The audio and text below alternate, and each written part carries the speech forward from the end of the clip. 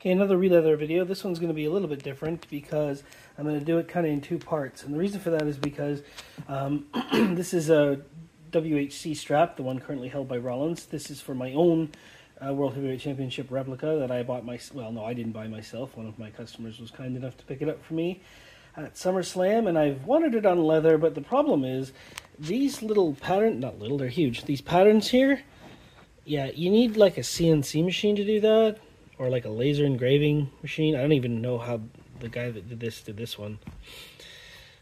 So basically what I did was I ordered, one of my regular customers whose opinion I trust ordered from this maker. I'm reluctant sometimes to order from overseas makers. His name is Anias of Altair Belts. I'm reluctant sometimes to order from overseas makers that I've not dealt with before, simply because I've been burned. One of my regular customers ordered from this maker, this specific strap, was very happy. I trust his opinion, so I got one myself. I got one myself, undyed, with no holes punched, no stitching, no nothing. All I got was a piece of leather with this stuff imprinted on it. And the reason I'm doing this in two parts, the second part I'm going to slap the plates on and do like a regular belt review, but I wanted to show the like insane detail that's just going to be hidden by the plates. Like, look at that. That's all like embossed. Now, I'm going to say, well, why wouldn't you do it by hand? This can't be done by hand. You can do something comparable if you've been a saddle maker your whole life, but you'll never get these lines here. They're like a millimeter apart. This is a machine. You need to do this exactly like this. And I don't have the skill of a saddle maker who's been doing this for 40, 50 years. And even then, they're not going to get some of the stuff here exactly. So yeah, before I move on to the end of the video there, before I move on to the actual reload, I wanted to show like this is the crazy detail. Now, I've put my own stamp here. I'll get into that in a minute, why I did that, because I didn't actually do the pattern on the leather, but I did a lot of other stuff. The detail here is just nuts. So I'll pick up in a minute with, with backing and explain sort of what I did with the plates on. Alrighty, and here is the completed product. We're a couple days later now after filming the first part of the video. I got the strap, yeah, it's all stitched and dyed and ready to go. Like I said, this is my own strap for my own collection, my own set of plates. I ordered this, the print on this is from Anias at Altair Belts. That's the stamp, but that's the only part that I ordered from him. He did the stamp of the main leather, which is in itself quite challenging because to do this by hand and get all those details is impossible. Like I said, I've added my stamp on the end there. There it is. It's like the only place I could fit it, mainly because I did everything else for this. So what did I do? I dyed it. I did some edge work on it. I did the punch the holes for the stitching. I did all the stitching, the handheld, like it's called saddle stitching, the way I do the crumb rind. The difference between the crumb rind is that the crumb rind is utility. There's a thin veg tan front and back that need to be bound together because they're glued and stitched. This is aesthetic, meaning that it's just for show. The black backing here is covering that, so it doesn't actually hold anything. It's just like on TV. It's meant for show. I stitched, sorry, I'm having someone message me while I'm filming this.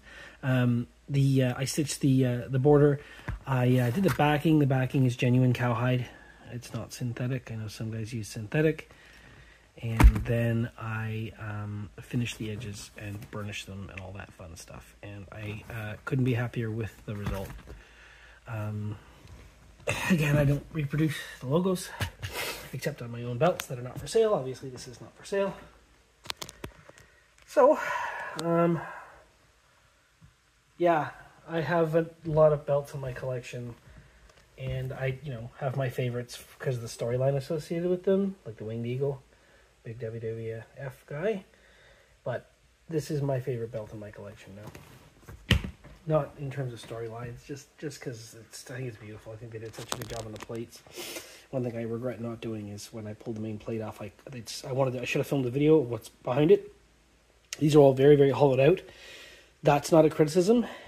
If you've held this, you know how heavy it is. I can't see the TV one being solid. If it was, nobody could lift it, or they could barely lift it. It's got to be hollowed out in the back as well. I can only imagine. But yeah, the detail on the strap is amazing. Like I said, it's done by a, I don't know if it's a big press or if it's a CNC or a laser or something. I'm not really sure. Like I said, so I'll show you the backing here. Actual cowhide leather backing. I like to keep everything actual real leather on all my Releathers. These little things you can see is where the stitching is been tied off. So if you're after one of these, you have two options. So if you want to message Anias at Altair Belts, he can reproduce either a raw strap for you, or he can do the full Monty, the whole thing. He does his a little differently than mine.